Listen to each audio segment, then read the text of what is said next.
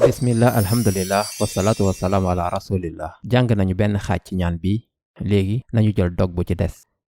wa auzu bika min charri ma fi hazihi laylati wa charri ma baadaha. kon lii beneen xaaju ñaan bi la. wa auzu maa ngi wut kaarange, bika ci yow yàlla, min mooy ci, min charri ci mbon, maa lu nekk, fii ci, hazihi bii, al layla fii hazihi layla ci bii guddi, wa charri ak mbon, maa lu nekk, baada ci kanam, haa moom wala kanamu guddi gi. kon wa auzu bika maa ngi wut kaarange ci yow yàlla, min charri ci mbon, maa fi hazihi layla lu nekk ci guddi bii, wa charri ma baadaha ak mbon lu nekk ci kanamam.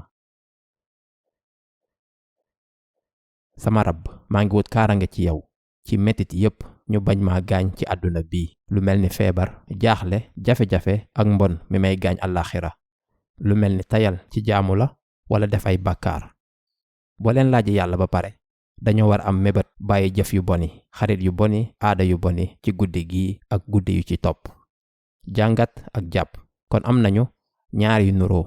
ci suuf am nañu xayr ak char. kon am nañu rabbi as'aluka xayra ma fi hazihi layla wa xayra ma baada, wa auzu bika min charri ma fi hazihi layla wa charri ma baada. ñëw leen xool understandquran.com ngir jàng alquran, jàng tajwid ak dégg alquran ak jàng benn ak benn. jazakumullahu xayr, wassalaamu aleykum.